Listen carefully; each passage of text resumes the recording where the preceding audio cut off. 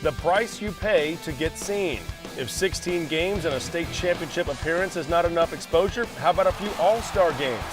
Jackson Shipley wears many hats in addition to his Brownwood helmet. Whether it's the U.S. Army All-American Bowl in San Antonio or even the USA versus the World matchup in Austin, you have to give it up for players like him who go the extra mile to catch an extra eye and a few extra passes. It didn't hurt that both games were in Central Texas, very close to his new home on the 40 acres. You know, I've just grown up around it my whole life, and it's something that I wanted to be a part of, and it runs through my veins. And Coach Brown is just a great coach, and as far as these coaches changes goes, I didn't have any problem with it at all because I knew Coach Brown knew what he was doing. Although he wears a different number 88, Jackson Shipley had similar numbers to his brother when he played high school football. Of course, Jordan just finished up his rookie season with the Cincinnati Bengals, and he's giving good advice to his brother Jackson.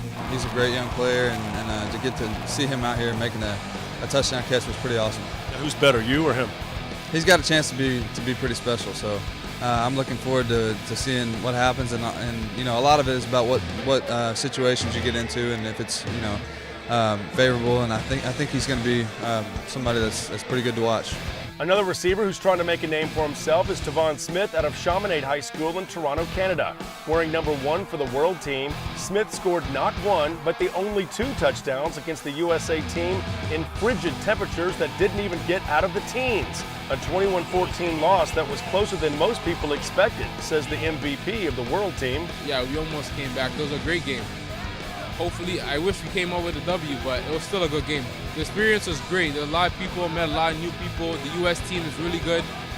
Everything was just great. Great player.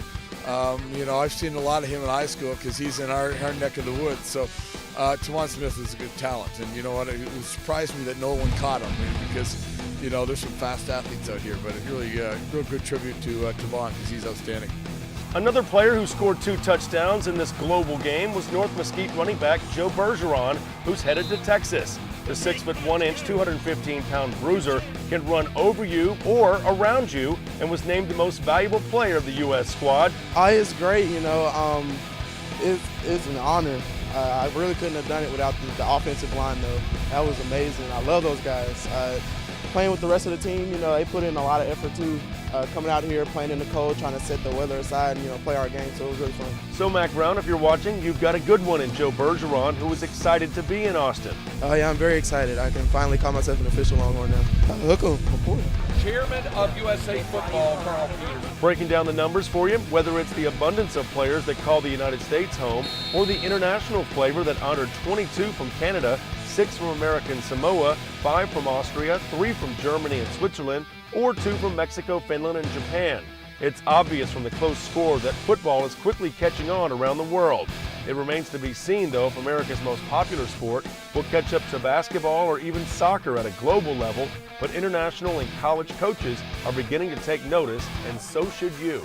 Football's big in Canada. I don't think that sometimes people down in Texas may not realize that there's a lot of football that goes on in Canada and that we play pretty good football up there. So kind of a good experience for them, but it's a really great experience for the international kids because, you know, our Canadian kids get to play a lot of football, but some of the kids from other countries don't. So this is a great opportunity for them to experience something like this.